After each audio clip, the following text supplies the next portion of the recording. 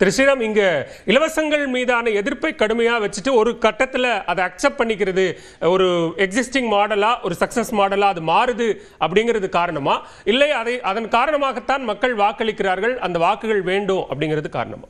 இல்லைங்க, இது ஒரு காம்ப்ளெக்ஸ் சிச்சுவேஷன் தாங்க. கல்வி எல்லோரும் படித்தவர் என்ற பெருமை அதை கொடுத்தவர் காமராஜர்.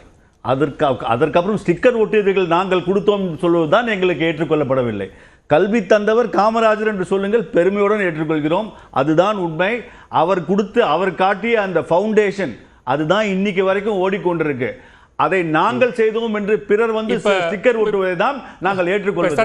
சத்துணவு கொடுத்தது காமராஜர் அப்படின்னா மதிய உணவு கொடுத்தது எம்ஜிஆர் அப்படின்னு ஸ்டிக்கர் ஒட்டுறாங்க அப்படின்னு சொல்றீங்களா? இல்லங்க, அதை விரிவாக்கி அது வெறும் உணவை கொடுத்தது விரிவாக்கி அதை காமராஜர் பண்ணலன்னு சொல்லலையே. இங்க நாங்க வந்ததுக்கு அப்புறம் தான் பேண்ட் சட்டை போடுறோம், இவங்க வந்தவொடனே தான் சட்டை டிராயர் போடுறோம், நாங்க வந்ததுக்கு அப்புறம் தான் எல்லாரும் பல்லு வளர்க்குறோம். இங்க உயிரோட வாழறதே ஒரு கட்சி வந்ததுக்கு அப்புறம்ன்ற பிம்பம் இருக்கு பாத்தீங்களா? அதை தான் இல்லைங்கிறேன். பாலச்சந்திர ஐயா பீகாரோட சிவில் சர்வீஸ் பத்தி ஒரு கமெண்ட் பண்ணாரு.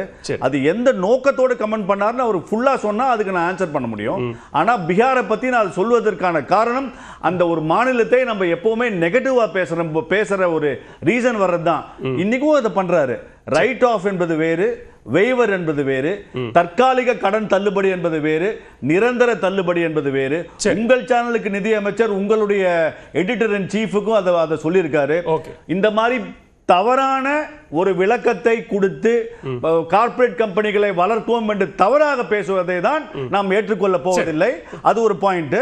இன்னொன்று நிச்சயமா சொல்லிடுறேன், கடன் அந்தந்த மாநிலத்திற்கான தேவையை நான் நீங்க இந்த கடன் வாங்கிட்டீங்களே, மத்திய அரசாங்கம் கடை வாங்குச்சுன்னாரு. மத்திய அரசாங்கம் கடன் வாங்குச்சு, எவ்வளவு இன்ஃப்ராஸ்ட்ரக்சர் எடுத்துன்னு வந்திருக்குன்னு நீங்க ஒரு வெள்ளை அறிக்கை கொடுக்க முடியும்.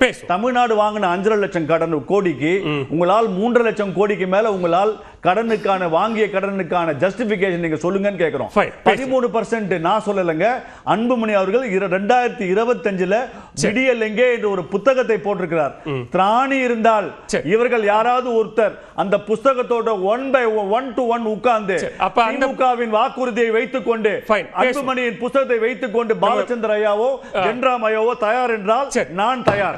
அவங்க தனிப்பட்ட கருத்துக்களை அவங்க சொல்றாங்க. அந்த புத்தகம் தவறாக டெல்லியின் தமிழ்நாடு என்று மாற்றுவது இயலாமை.